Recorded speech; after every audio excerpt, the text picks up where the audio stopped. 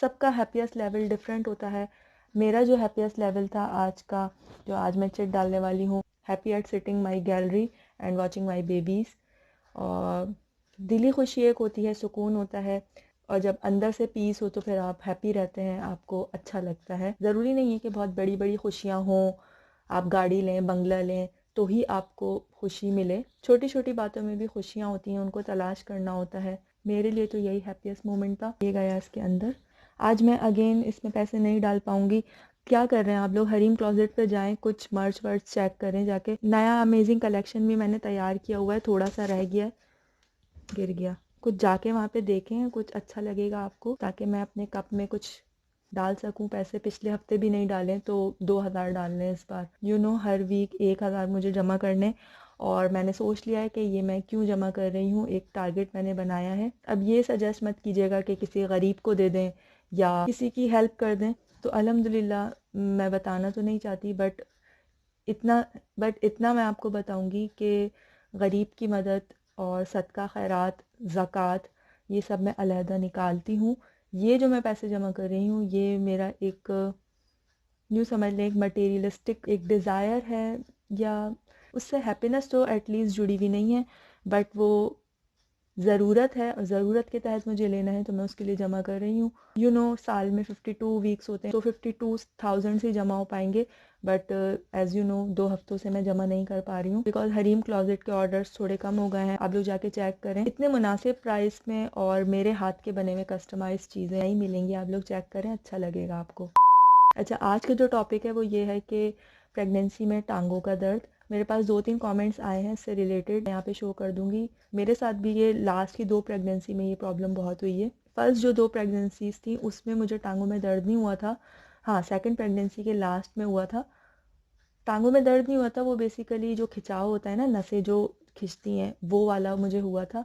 लेकिन जो पेन होता है बाकायदा, जो बहुत ज़्यादा पेन होता है, जिसमें इन खातून ने जैसे कहा है कि मुझसे चला भी नहीं जा रहा, तो मुझे बहुत ज़्यादा, तीसरी प्रेगनेंसी, मेरे बेबी बॉय वाली जो प्रेगनेंसी थी, उसमें मुझे इतना ज़्यादा दर्द था। और पोस्टपार्टम आफ्टर डिलीवरी भी मुझे 6-7 महीने तक इतना ज़्यादा पेन होता था कि मैं रात में सो नहीं सकती थी, दिन में काम नहीं कर सकती थी।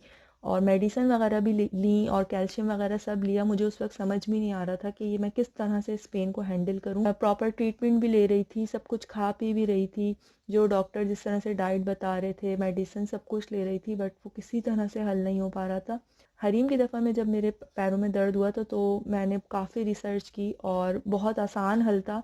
इतनी सारी मेडिसिन से वो हल नहीं हो पा रहा था, बहुत आसान था। और मैंने उस पर एक वीडियो भी बनाई थी, क्योंकि मुझे उससे काफ़ी फ़ायदा हुआ था, तो मैंने सोचा था कि इससे आप लोगों को भी फ़ायदा होगा।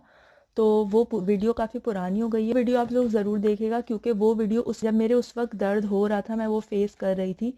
तो अब तो मैं 1-1.5 साल हो गया उस प्रेगनेंसी को, तो वो मैं इतना ज़्यादा मुझे याद नहीं होगा, लेकिन जितना भी मुझे याद है वो मैं आप लोगों के साथ अभी शेयर करूँगी। लेकिन उस वीडियो में करंट जो भी मैं सिचुएशन थी, उससे रिलेटेड मैंने काफ़ी सारी चीज़ें उसमें शेयर की हुई हैं। सबसे पहले तो मैंने ये नोट किया है, मेरे अक्सर अभी भी अगर पाँव में दर्द होता है, तो मैं देखती हूँ कि जब बहुत ज़्यादा स्ट्रेस में किसी चीज़ का ले लूँ, मतलब बहुत ज़्यादा बर्डन फील होता है ना, तो सबसे ज़्यादा जो खिंचाव फील होने लगता है पूरी बॉडी में, और टांगों में मुझे सबसे ज़्यादा खिंचाव होता है। डिफरेंट लोगों की डिफरेंट सिम्टम्स होती हैं, किसी को यहाँ पे गर्दन के पीछे खिंचाव महसूस होता है जब बहुत ज़्यादा वो बर्डन होता है। या फॉर एग्जांपल, अगर जैसे आप कहीं किसी इवेंट से भी आप या ट्रैवल करके आए होते हैं, या शादी भी अटेंड करके आए होते हैं, या जा रहे होते हैं, तो एक अजीब किस्म का दबाव, एक स्ट्रेस होता है उसमें। बेसिकली एंजॉय करने जा रहे हैं, एंजॉय करके आए हैं, बट एक थकन से भी, या स्ट्रेस आप समझ रहे हैं, उससे भी एक खिंचाव सा होता है। किसी को गर्दन में, जैसे मैंने बताया, किसी को शोल्डर्स में होता है, किसी को कमर में होता है। मुझे ज़्यादातर टांगों में होता है और पीछे शोल्डर्स की तरफ होता है। ज़्यादातर मुझे टांगों पे होता है। तो प्रेगनेंसी में मुझे शोल्डर्स में तो खैर इतना नहीं था, लेकिन टांगों में मुझे बहुत दर्द होता था। तो मैंने क्या किया था उस वक्त, मैंने कैल्शियम आयरन जो टैबलेट्स वगैरह प्रेगनेंसी में नॉर्मल हम ले रहे होते हैं, तो वो तो मैं ले ही रही थी। साथ साथ मैंने क्या किया कि जैतून का तेल, वो एक्स्ट्रा वर्जिन था। एक वर्जिन होता है, एक एक्स्ट्रा वर्जिन होता है, और एक और भी डिफरेंट डिफरेंट होते हैं, मतलब वो सप्रेस कर करके निकालते हैं। जो एक्स्ट्रा वर्जिन होता है ना, वो ले लें तो ज़्यादा बेहतर है। नहीं तो आप कोई सा भी जैतून का तेल ले लें या कोई सा भी ऑयल ले लें। जैतून का तेल अगर आप ले लें तो बेहतर है। बेसिकली हमें क्या करना है कि हमें उस ऑयल को ना हल्का सा गर्म करना है, बहुत ज़्यादा तेज़ गर्म नहीं, हल्का सा आप गर्म करें और फिर उससे ना अपने पाँव का मसाज करें। अगर कोई करने वाला हो तो वेल एंड गुड, और अगर कोई नहीं है तो आप खुद से भी कर सकते हैं। मैं अक्सर खुद करती थी। तो उसमें क्या करना है, आपको टांगों का फुल अपनी, जैसे फॉर एग्जांपल ये आपकी टांग है तो आपको ऊपर से नीचे ऐसे करके मसाज करना है और फिर वापस ऊपर जाना है। फिर इस तरह से नॉर्मल जिस तरह से मसाज करते हैं आपको वैसे ही करना है। बहुत ज़्यादा ऑयल ना लें और बहुत कम भी ना लें, इतना लें कि लुब्रिकेशन हो और आपको फील हो। कोशिश करें कि आप अपनी जो फिंगर टिप्स है ना इनको थोड़ा सा प्रेशर दे के मसाज करेंगे ना, आपको इतनी ज़्यादा रिलैक्सेशन होगी। और बहुत देर तक नहीं करना है, 1-2 मिनट भी आप करेंगी ना इस तरह से, यानी से ऊपर से आप नीचे की तरफ इस तरह से रगों में जब आप इस तरह से प्रेशर दे के सब जगह से ऐसे मसाज करेंगी, आप 2-3 मिनट में ही वो दर्द गायब हो जाएगा। मेरा तो अभी भी अगर मेरे दर्द होता है तो मैं इस तरह से करती हूँ और गायब हो जाता है। दूसरा ये कि आप अपने तलवों पर, ये तो हथेली है, आप अपने पाँव के तलवों पर नीचे भी इसी तरह से मसाज करें और फिंगर टिप्स को दबाव देते हुए, मतलब इसके ऊपर प्रेशर फील हो, टिप से आप इस तरह से प्रेशर देते हुए जब मसाज करेंगी ना, आप इतनी ज़्यादा रिलैक्सेशन फील करेंगी। प्रेशर देने का मकसद ये है कि जो हमारे पॉइंट्स होते हैं ना, डिफरेंट डिफरेंट पॉइंट्स, मैंने इस वीडियो में आपसे डिटेल में शेयर किया है, तो वो पॉइंट्स बेसिकली प्रेस हो रहे होते हैं जिसकी वजह से हमें रिलैक्सेशन मिल रही होती है। स्टिमुलस क्रिएट करते हैं और जिस जगह पे दर्द हो रहा होता है उस जगह को जाके टारगेट करते हैं और वहाँ पे सर्कुलेशन इंक्रीज करते हैं ब्लड का। अब इतनी ज़्यादा मैं फिजियोलॉजी में नहीं जा रही, जो नॉर्मल बंदे हैं उनको इतना ज़्यादा नहीं पता होता। बस आप ये समझें कि यहाँ पे जो प्रेशर पॉइंट्स होते हैं हम उनको जो प्रेस करेंगे उन पे जब प्रेशर मिलेगा, ये तो पूरा एक डोमेन है प्रेशर पॉइंट्स, एक्ो प्रेशर का तो पूरा एक डोमेन है, इतनी सारी बुक्स हैं, पूरी एक अलग से इसकी रिसर्च हुई है। और ये कुत्ते भौंकना दोबारा से शुरू हो गए। 4:45 हो रहे हैं, सुबह के 4:45 ही कहूँगी मैं, अब रात तो गुजर चुकी है। अच्छा जी, तो मसाज आपने कर लिया नीम गर्म ऑयल से, और आप रात में ये कर लें तो ज़्यादा बेहतर है।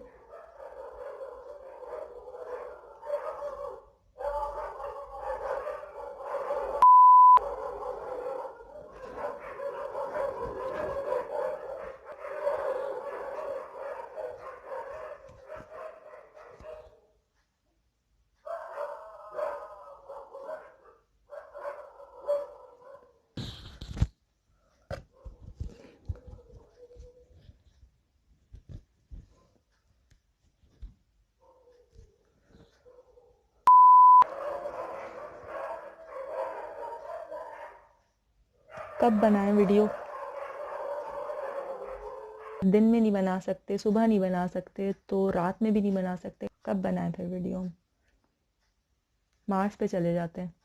अच्छा जी, तो मैं बात कर रही थी कि मसाज आपने कर लिया नीम गर्म ऑयल से, रात में कर लें तो ज़्यादा बेहतर है, क्योंकि मसाज करने के बाद ना आप चले फिरेंगी तो आपको जो सेंसेशन मिली हैं, सुकून वाली जो सेंसेशन मिल रही हैं, तो वो सब ख़त्म हो जाएंगी, गायब हो जाएंगी, तो कोई फ़ायदा नहीं होगा, आप उठ के दोबारा काम करने लगेंगी।